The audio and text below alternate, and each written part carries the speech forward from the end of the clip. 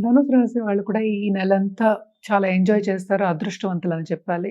హ్మ్. ముట్టుకున్నదల్లా తప్పక వీళ్ళకి ఏంటంటే లాభం అనేది ఇస్తుంది. హ్మ్. ఈ రాశికి అధిపతి మనకు తెలుసు గురు. జూలై 10th తర్వాత ఆయన కంబషన్ నుంచి బయటకొచ్చేస్తున్నారు.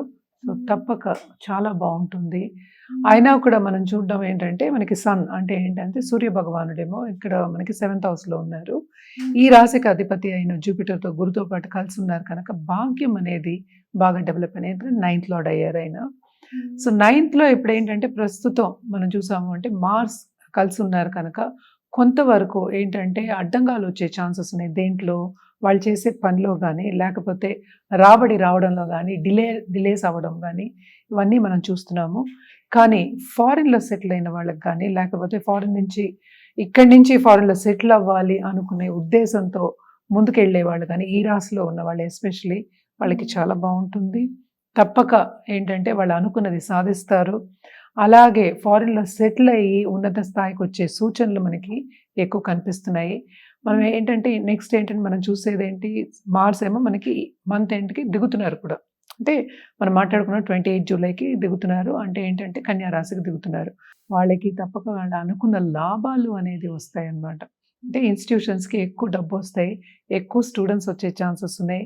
అలాగే ఏంటంటే ఎక్స్‌పాండ్ అయ్యే ఛాన్సెస్ కూడా మనకి ఎక్కువ కనిపిస్తున్నాయన్నమాట. తప్పక జూపిటర్ బ్లెస్సింగ్ పరిపూర్ణంగా ఉన్నాయి కనుక యోగం అనేది ఫార్మ్ అయింది. చాలా బావుంటుంది వీళ్ళకి. ధనుర్రాశి వాళ్ళకని చెప్పాలి. అలాగే దాంపత్య జీవితంలో కూడా అనుకూల పరిస్థితి అనేది మనకు కనిపిస్తోంది. అలాగే కొత్తగా పెళ్లి కావాలి అనుకున్న వాళ్ళందరికీ కూడా ఇంట్లో సంబంధాలు చూసే వాళ్ళకి తప్పక మంచి సంబంధాలొచ్చే ఛాన్సెస్ ఈ నెలలో కనిపిస్తున్నాయి. అలాగే లవ్ రిలేషన్‌షిప్‌లో ఉన్న వాళ్ళకి కూడా తప్పక మంచి సూచనలు కొంతవరకు ఆర్గ్యుమెంట్స్ లేకుండా అండర్‌స్టాండింగ్‌కొచ్చే ఛాన్సెస్ ఎక్కువ కనిపిస్తున్నాయి. కొంతవరకు ఆర్గ్యుమెంట్స్ లేకుండా ఏ రిలేషన్‌షిప్ లేదు. సో, అండర్‌స్టాండింగ్ అనేది కొంచెం ఎక్కువవుతుంది. సన్నిహితంగా ఉండడం అనేది ఎక్కువవుతుంది. మనం రెమెడియల్ మెషర్స్‌కొస్తే పరిహారాల విషయానికొస్తే కనుక తప్పక గురు కాళ్ళు పట్టుకోవడం వెరీ ఇంపార్టెంట్. అండ్ ఆల్సో అలాగే second and third lord, fourth అదేంటంటే మళ్ళా గురు ఇంట్లో ఉన్నారు.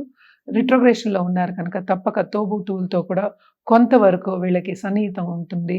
అలాగే ఇంటర్‌పర్సనల్ రిలేషన్‌షిప్ కూడా ఇంప్రూవ్ అయ్యే ఛాన్సెస్ ఎక్కువ కనిపిస్తున్నాయి. అలాగే క్రియేటివ్ పీపుల్ కూడా చాలా బావుంటుంది.